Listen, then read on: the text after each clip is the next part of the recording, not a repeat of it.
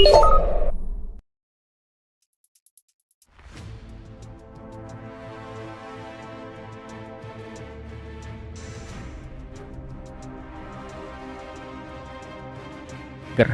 adalah fenomena astronomi di mana suatu benda langit tertutup seluruhnya atau sebagian oleh benda lain.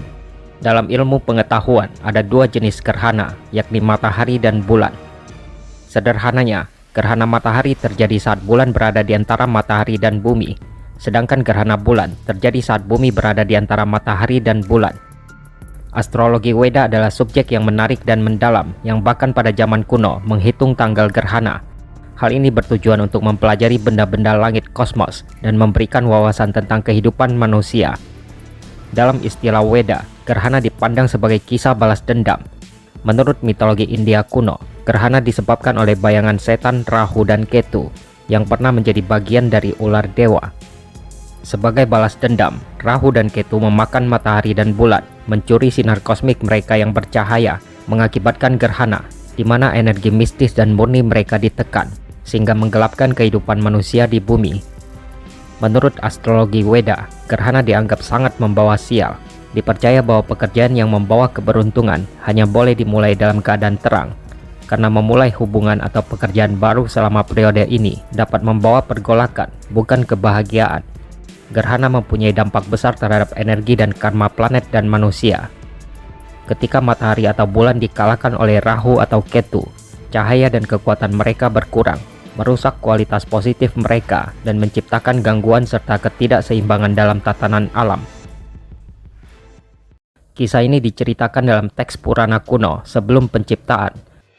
Setelah perang yang panjang dan mengerikan, para dewa dan asura bekerja sama untuk mengaduk materi galaksi yang dikenal sebagai Samudra Mantan. Kegiatan ini demi mengejar ramuan keabadian yang dikenal sebagai Amrita. Selama usaha surgawi ini, Mohini, avatar wanita Wisnu yang mempesona, muncul untuk membagikan Amrita yang didambakan di antara para dewa. Namun seorang asura bernama Swarbanu dengan licik menyamar di antara para dewa dan berhasil mendapatkan ramuan tersebut, serta menjadikan dirinya abadi.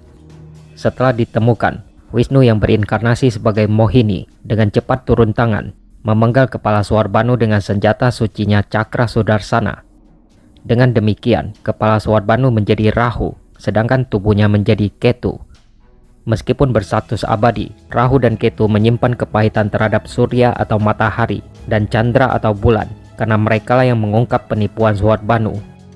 Rahu khususnya tanpa henti mengejar mereka, mencoba melahap mereka sebagai tindakan balas dendam. Namun karena tubuh Rahu yang terpenggal, matahari dan bulan selalu berhasil keluar melalui tenggorokannya, sehingga menyebabkan gerhana yang melambangkan pembalasan sementara Rahu. Kisah mitologis abadi tentang penipuan, campur tangan ilahi, dan konsekuensi kosmis ini terus terjalin dalam jalinan kosmologi Hindu, membentuk keyakinan seputar gerhana dan fenomena langit.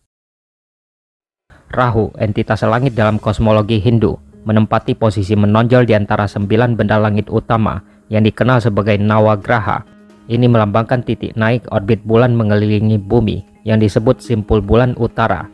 Bersamaan dengan Ketu, Rahu dianggap sebagai planet bayangan yang memainkan peran penting dalam gerhana. Meskipun bentuk fisiknya kurang, pengaruh astrologi Rahu yang kuat membuat para peramal kuno memberinya status planet.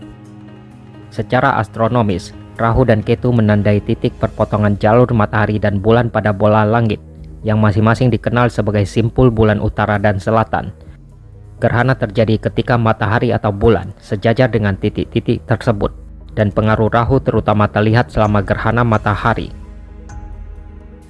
Kesalahpahaman tentang sifat sejati kita membuat kita berada di bawah ilusi bahwa kita terpisah dari hukum universal penciptaan.